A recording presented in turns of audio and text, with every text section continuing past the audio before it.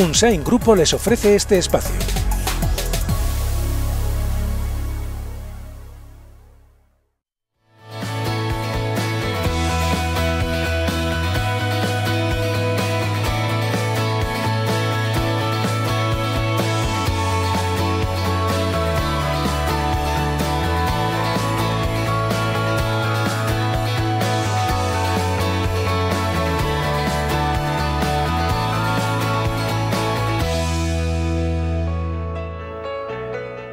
Hola, ¿qué tal? ¿Cómo están? Bienvenidos a La Muga. Hoy nuestra primera mirada es la mirada que hacemos a la educación en Navarra. Haremos una radiografía de la situación de la educación en nuestra comunidad foral. Por eso hemos invitado al presidente del Consejo Escolar, Aitor Echarte. Les damos un dato: el abandono escolar se sitúa en nuestra comunidad en el 11,3% frente al 18,3% en España. ¿Es demasiado el abandono escolar en nuestra comunidad? ¿Qué factores intervienen? Se lo preguntaremos enseguida a nuestro primer invitado. Y además hoy hablaremos de cine. Fermín Martínez, nuestro crítico, nos presentará la última película protagonizada por Daniel Day-Lewis, El hilo invisible, una historia sobre Cristóbal Valenciaga. Pero también hablaremos de la película que están viendo, El cavernícola, una historia con figuras de plastilina. Además del Cuaderno de Sara, la última película protagonizada por la actriz española Belén Rueda. Hoy les proponemos asimismo un cambio de imagen. Hemos invitado a dos estilistas a nuestro programa para ver qué posibilidades podemos extraer de nuestras posibilidades reales a nivel estético. Javier Moral y José García estarán con nosotros hoy en La Muga.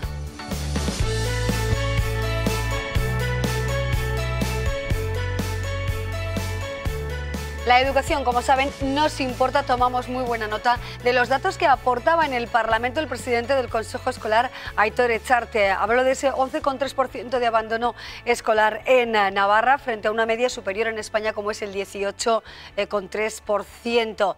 Pero todavía parece mucho, ¿no?, ese dato. Aitor Echarte, ¿qué tal? Bienvenido, buenas noches. Muchas gracias, Amaya. Gracias por acompañarnos. Es un placer. ¿Ese 11% preocupa en Navarra? ¿En qué situación está nuestra comunidad? Bien, el informe siempre lo que recoge son comparativas que intentan ubicarnos en contextos en los cuales se entienda qué es lo que ocurre en nuestra comunidad. Y siempre nos comparamos con el resto de comunidades autónomas, como es lógico, pero también desde hace 2 años con todos los datos que podemos obtener de la Unión Europea 28.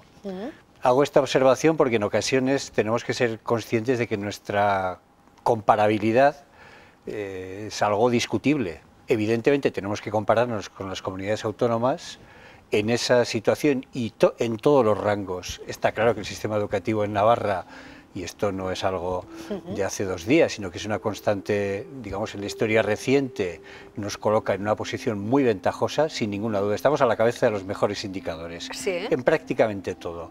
Pero también hay que reconocer que somos un sistema educativo y una sociedad exigente, y por eso no es suficiente con que nos comparemos con comunidades autónomas y tenemos que compararnos con Europa, y es ahí donde evidentemente tenemos que mejorar. Sí, ¿el fracaso escolar preocupa más en secundaria? Yo diría que el fracaso escolar preocupa en muchos ámbitos, pero aunque ciertamente el tamaño sea menor siempre en primaria, también existe. El fracaso evidentemente escolar va creciendo con la escolarización, esto es una constante de todos los sistemas educativos. La diferencia está en que, digamos que hasta hace no muchos años, en el mundo educativo y social en general, se entendía que la lógica era que mejorando progresivamente y tomando medidas de políticas activas se iría reduciendo el fracaso escolar. Esto es una constatación evidente, nuestros datos son muchísimo mejores que los de hace 10 o 20 años, pero en cualquier caso está claro que eso no es suficiente. La educación es un derecho universal y eso significa que en los ámbitos obligatorios tenemos que ser capaces de llegar, aunque sea algo utópico, al 100% de éxito. La verdad que nos preguntamos cómo mejorar, y vamos a incidir en ello, qué tipo de políticas se deben implementar para mejorar estos datos, ¿no?, que nos interesan y que desde luego están, bueno, quizás en una situación mejor que otras comunidades, pero no la óptima. A mí me llama mucho la atención, la verdad, es lo que está pasando en el resto del país, ¿no? La tasa de abandono escolar en España es un 80%, superior a la media europea.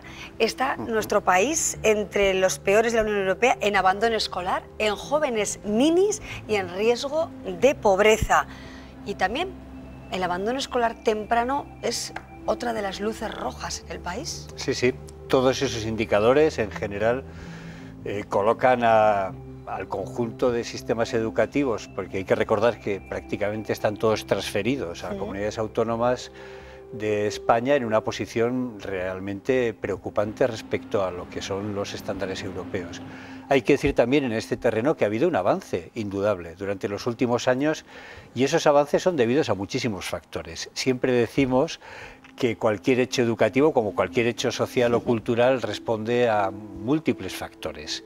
El problema es que luego quizás tendemos a ir por el atajo y buscamos siempre muy pocos elementos que justifiquen o expliquen el fenómeno. ¿Y qué interviene más, ¿no?, a la hora de que aumenten las tasas de fracaso escolar? Muchísimos factores. Está clarísimo que, por ejemplo, el hecho de que la sociedad navarra tradicionalmente, y digo ahora también, ¿no?, esto es, en fin, digamos que la onda larga es esta, tenga niveles muy elevados en todos los indicadores, en el mejor sentido de la palabra, y digamos que sea un sistema de éxito, tiene que ver, por ejemplo, con la ambición clarísima que las familias navarras han mantenido durante decenios para que sus hijos e hijas tuvieran un alto nivel de acreditación educativa, que accedieran al máximo nivel de estudios porque entendían, en buena lógica, que conforme avanzaban en la acreditación de los estudios podían tener una vida mejor.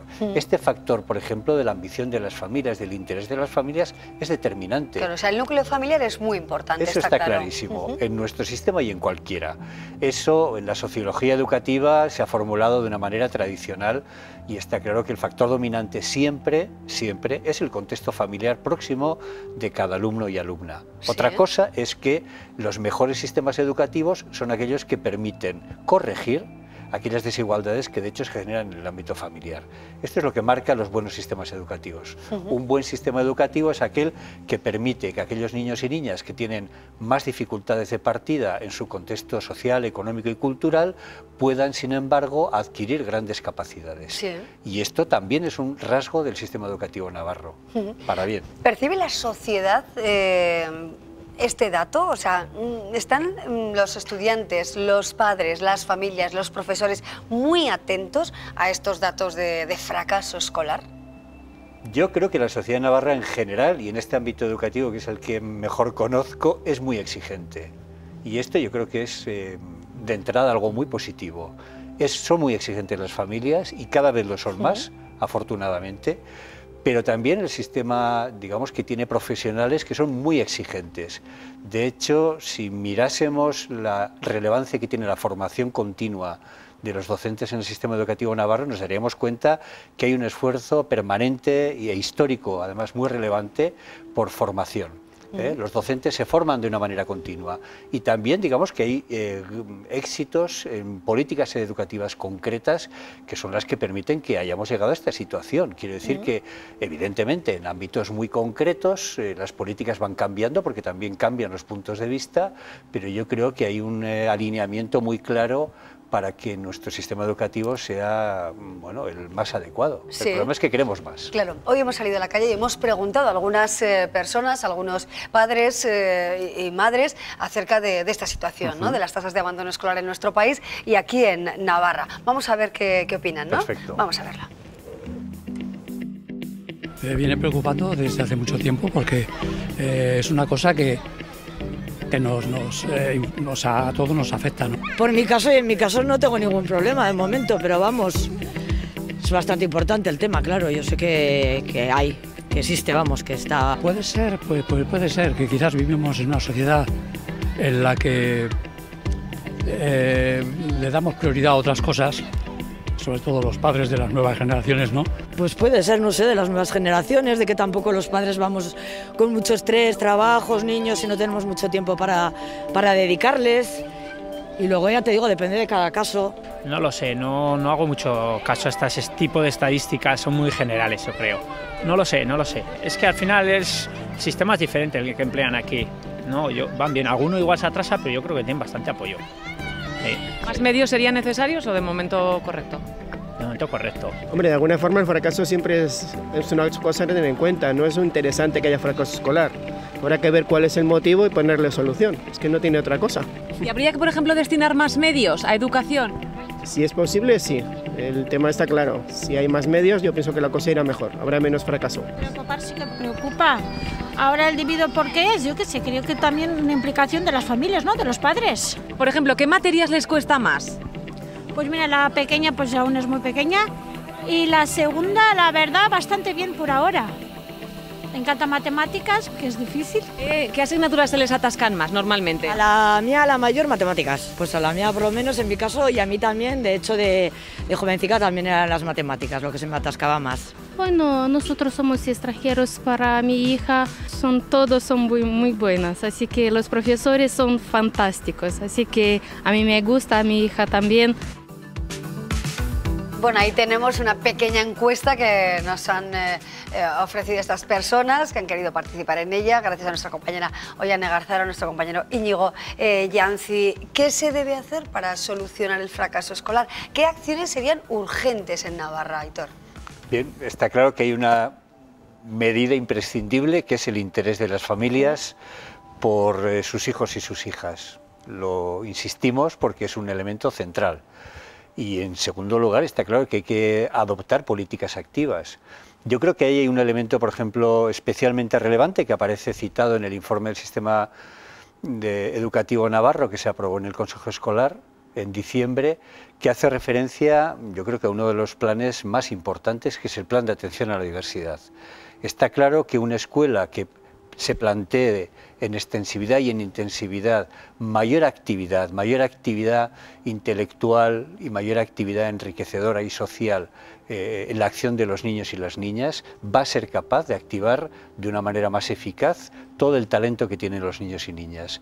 Está claro, porque esto es algo que hoy en día difícilmente es cuestionable, que otros sistemas, digamos, más pasivos, que enfrentan a los alumnos y alumnas a situaciones no tan activas desde el ámbito intelectual, perjudican notablemente a un determinado tipo de alumnos y alumnas, y sin embargo otros que están basados en eso que denominamos actividad educativa inteligente y que tiene que ver con personalizar conocimiento y sobre todo vincularlo a una acción social, de trabajo cooperativo, de trabajo por proyectos, rescata y da sentido a muchos niños y niñas. Esto es importantísimo. Por diferenciar un poco hombres y mujeres, niños, niñas, ¿hay una brecha importante en este sentido? ¿Abandonan más los estudios las mujeres que los hombres o no hay algo que sea tan determinante en este caso? Sí, esto es curioso porque las tendencias europeas son algo distintas. En nuestro caso diríamos que las diferencias en infantil, primaria y secundaria son realmente muy poco significativas entre hombres y mujeres, y a partir de la secundaria obligatoria sí que se marcan algo más.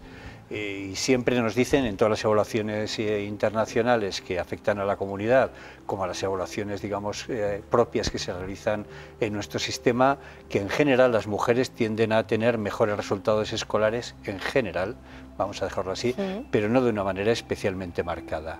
Pero es cierto que, digamos, si hay un sector en el cual hay que incidir de una manera específica es en un determinado grupo de chicos, sobre todo en la secundaria y en la secundaria obligatoria, porque esa marca, digamos, de fracaso escolar es algo mayor en ellos que en ellas. ¿Cómo ha podido intervenir en todo esto, por ejemplo, el uso a veces desmesurado de las nuevas tecnologías? Según algún informe, también hay que tener en cuenta, por ejemplo, el uso de algún tipo de droga, como el uso del cannabis, que también se habla de ello en estos estadios, en este tiempo de la vida educativa. ¿Cómo ha interferido estas dos partes, ¿no? Por ejemplo, las nuevas tecnologías, el móvil, las tablets, bueno, pues este mundo digital en el que estamos, y también, por ejemplo, el consumo de sustancias? Sí. Hombre, respecto al segundo tema, la conclusión es obvia. Yo creo que es obvio y hay que subrayarlo siempre, que el uso de cualquier tipo de sustancia que de alguna manera estimule o inhiba el sistema cerebral y cognitivo, pues bueno, será un hándicap. Esto no cabe ninguna duda y es evidente. Respecto al tema de las tecnologías, yo creo que todavía no somos capaces de plantear de una manera adecuada qué papel están desempeñando las tecnologías. Es un tema de preocupación en las jornadas, por ejemplo, que organizamos en el Consejo Escolar, en el cual siempre hacemos alguna reflexión sobre esta cuestión. Y digo esto porque son cada vez más las voces que plantean, por ejemplo, que hay que, por una parte, introducir una cierta desconexión con las tecnologías en la primera infancia. Este es un tema muy relevante, sobre todo en el contexto familiar. ¿Prescindir del móvil? Digámoslo así, más clarísimamente, del móvil, de las tabletas y demás, o reducir en sus usos a, digamos, contextos muy controlados y muy cooperativos con los adultos que tengan un criterio. Y en segundo lugar, introducir tecnologías sin ninguna duda, pero teniendo en cuenta siempre que esas tecnologías tienen que estar enfocadas a rentabilizar los trabajos que se realizan con otras personas, en otros contextos y con otras fuentes de información. Ahí estamos todos, ¿no? Pero yo creo que haciendo mucho ensayo y error, porque todavía, no solamente en el ámbito educativo, en nuestra vida personal también, creo que tenemos conflictos no resueltos, ¿no?, con las tecnologías. Así es. Y veremos además a ver cada vez más cuál es, ¿no?, el camino correcto, el más adecuado, el más beneficioso para todos nosotros, para nuestra educación y para nuestra formación. Aitor Echarte, muchísimas gracias por acompañarnos, un placer, como siempre. Esperemos, ¿verdad?, bajar ese nivel de fracaso escolar, porque somos competitivos y exigentes, como decías al principio. Gracias. Sí, yo creo que sobre todo que lo importante es que la población en Navarra tenga conciencia de que tiene un sistema educativo mucho más que excelente y evidentemente siempre tendremos preocupaciones, pero que en fin, la oferta que en este momento existe en Navarra en todos los ámbitos tiene una gran marca de calidad. Yo creo que esto hay que subrayarlo. Exacto, nos quedamos con esa firma, en este caso del presidente del Consejo Escolar, que cada año presenta ese informe sobre la situación de la educación en Navarra. Nosotros seguimos en este primer apartado del programa, más informativo, y nos vamos a situar precisamente en la calle, en las cercanías de los túneles de Belate y Almandoz, porque son noticia. Como saben, durante 7 meses van a permanecer cerrados. Hoy algunos transportistas nos dan su visión. Allí ha estado nuestra compañera María Cisniega, con nieve, vean. Este puerto de Belate, donde nos encontramos, se convierte en una de las alternativas que tendrán los transportistas y vehículos que actualmente circulan por la Nacional 121A a partir de mayo. Es una opción, pero hoy hemos querido conocer la opinión, sobre todo, de los transportistas. Nos han dicho que ellos preferirán ir por el puerto de Etxegarate o por la autovía de Leizarán, cosa que va a influir bastante en las áreas de servicio que se encuentran alrededor de la Nacional 121A. Atravesamos este puerto de Belate prácticamente en soledad, una imagen que distará mucho de lo que veremos a partir de mayo. El cierre de los túneles de Belate durante 7 meses pondrá a los transportistas en la disyuntiva de elegir una nueva ruta. Más de uno tendremos que ir por la autovía, porque si vas con muchos kilos, vas con 40 toneladas, subir por el puerto,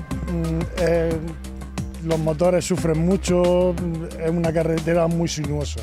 Tiene muchísimas curvas y es muy peligroso. Y si vas vacío, más peligro, porque por un segundo si se va el camión, pues va todo un desastre. Porque aquí el puerto pues está un poco la carretera más, con los kilos y el tráfico de camiones que hay y tal, pues es un poco peligroso, ¿no? 10.000 vehículos circulan diariamente por la Nacional 121A. Si los transportistas cambiarán de ruta desviándose por Etxegarate o Leizarán, los mayores perjudicados serán estas áreas de servicio. Gasolineras y tiendas que dan respuesta a las necesidades de los usuarios, en su mayoría transportistas. Lo que van a ser más afectados son las gasolineras y los restaurantes aquí, que va a ser cierre total. Como que son 7 meses, mucha tela. Porque por el puerto del Belate, por ahí no me meto. La antigua no está ahora mismo capacitada para el tráfico de camiones que lleva esta carretera, ¿no? Y siempre que vamos ajustados con el tema del tacógrafo y tal, pues me parece mal, la verdad. En cambio, puntos como la venta de Ulzama en pleno puerto de Belate verán intensificado el tráfico, algo que tampoco convence a sus propietarios, ya que afirman que romperá con la habitual tranquilidad de la zona.